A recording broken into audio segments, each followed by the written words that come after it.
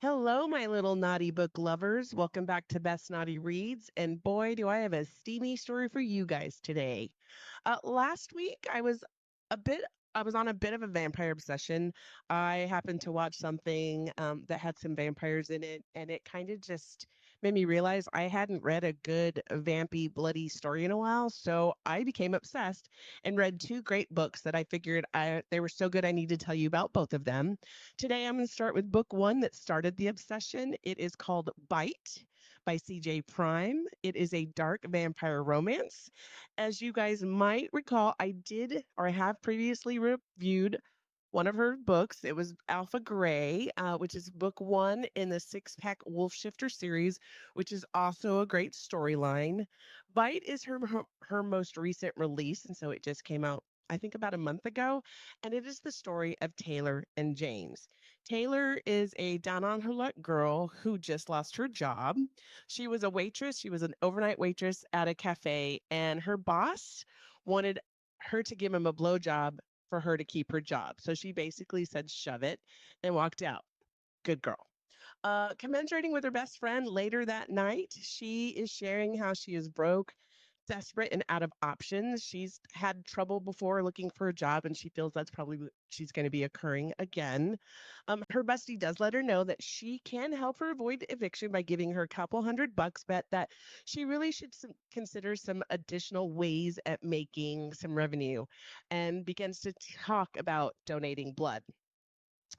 And Taylor sees it as a great opportunity, but it's only $50 a donation, and you have to wait like 42 or 72 hours before you can go back to donate. So it's not going to be the kind of money she needs quickly enough. And so her bestie says, well, I got something better. There's a company called Bite, and it is a live feeding vampire service. So it's live feeding versus blood bag, which we all know vampires prefer that, right? They prefer the live stuff. It just tastes better. So it connects vamps with consenting human donors. The vamps are typically affluent, influential individuals who like to keep their private life private, and they also prefer to feed directly from a living source. If you will, it's a lot like a dating service. They set up a profile for Taylor. They take some sexy pictures. They give her this whole opportunity to tell what she likes to do, what she does for a living, basically her likes and dislikes. Once she is on the site, she can then accept or decline requests as they come in. There is no obligation to take a request. The only requirement is that if you do accept a request, you must follow through. Each feeding the donor can receive up to $300, which is great, right? Because I think her rent's like $900. So in her head, she's like, I only have to feed 3 times. I can probably knock that out in less than a week. But it is shared with her that she has the opportunity to make more money by expanding her services. We all know what that means, right? Like she can decide to sell herself out, if you will. She can do anything from taking a date to companionship to any kind of sex offers that she deems okay. However, she is adamant that she will not be doing this. Um, so she is now set up. Literally the next day, she gets her first request. The day after that, she gets her second request, and she is blown away with how handsome her clients are in person. They're very attractive in their pictures, but they're even more beautiful in person. She also discovers that the bite is very sensual and, to her shock, turns her on, which she can't quite comprehend. Both clients comment about how delicious she tastes. That's the one thing that's been very common about how unique and delicious she is, and that they both look forward to requesting her again in the future with the hopes that she'll allow more to happen. A few days go by. She's got these two clients under her belt. She's feeling a little bit more confident when she receives an invite to a formal party thrown by Bite for both the Vamps and the donors. So, donors going to the party will automatically receive $1,000 for attending, and then they have the opportunity to make $500 for any feeding that she does at the party. Taylor understands this one night is life changing money. It not only gives her rent, but it allows her to start saving some money so that if it takes her a little bit longer to find a job, she has something to fall back on. So she decides to go, but she's unsure at this point if she's going to partake of the additional feedings. Um, in walks James Devereaux. So he is the Sanguis Rex, which is the vampire king of the north. He spots her literally from across the room. He's upstairs on the second level, and she can just feel his eyes on her. He is smoking hot, rich, considered royalty, and literally is lusted after every female, regardless of vampire or human. He's very known for being picky about his donors, and the rumor is that he never drinks from the same source more than once. He is immediately taken with her, and like I said, she can feel him instantly the minute he sets eyes on her. He proceeds to walk downstairs, never removing his eyes from her. And so he just walks straight up to her, picks up her wrist, and scans her bite bracelet. And then asks if she will allow him to feed from her tonight. And to her surprise, without hesitation, she agrees.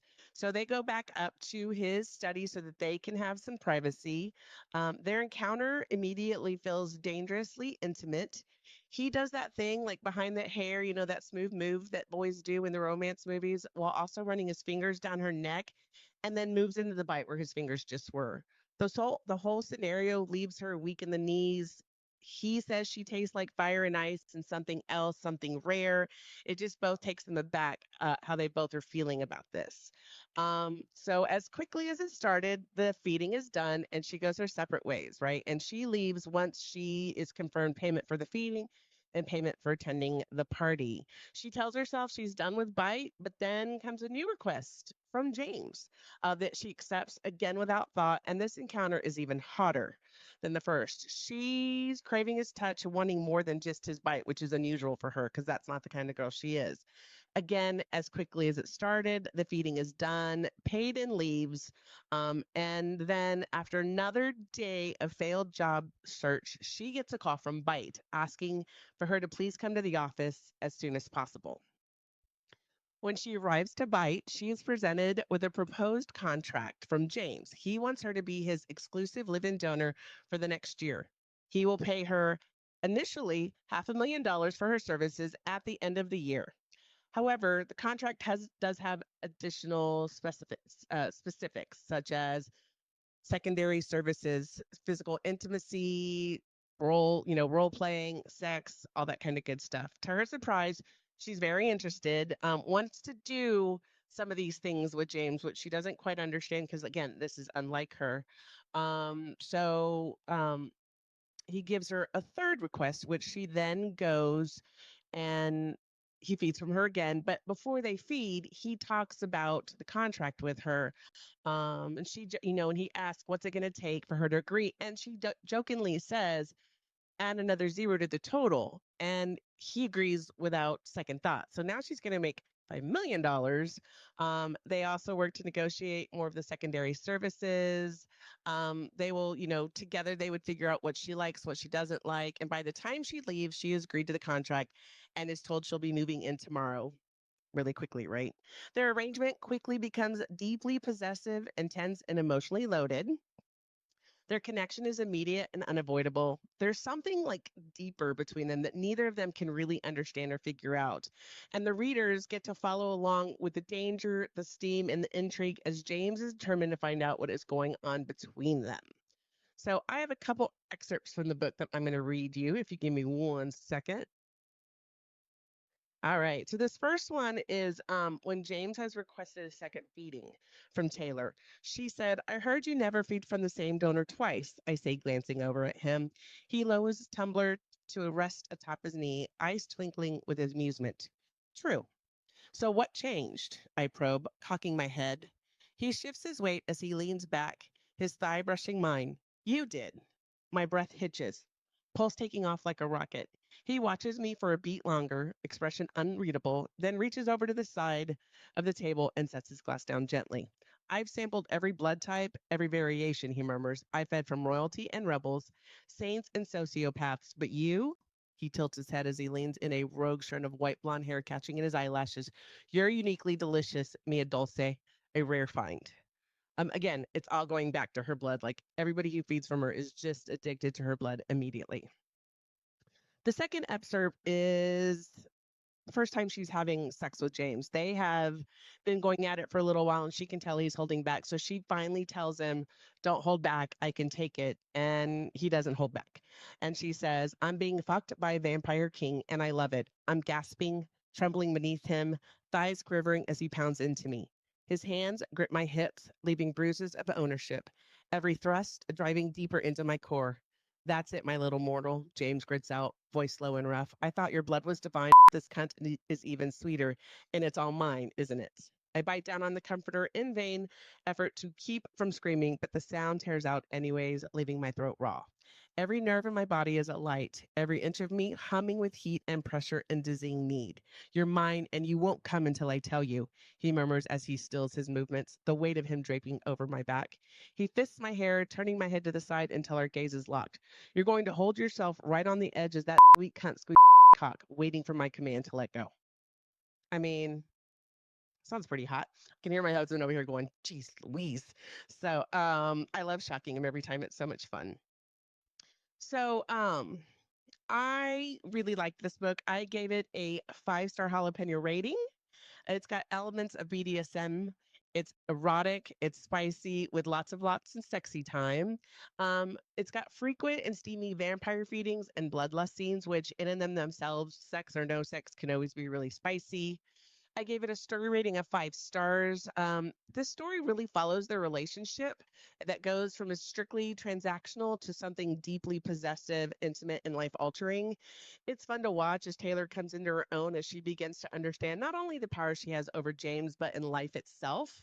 While James moves from a cold blooded vamp to a man determined to help Taylor find her happiness, whether it's with him or not.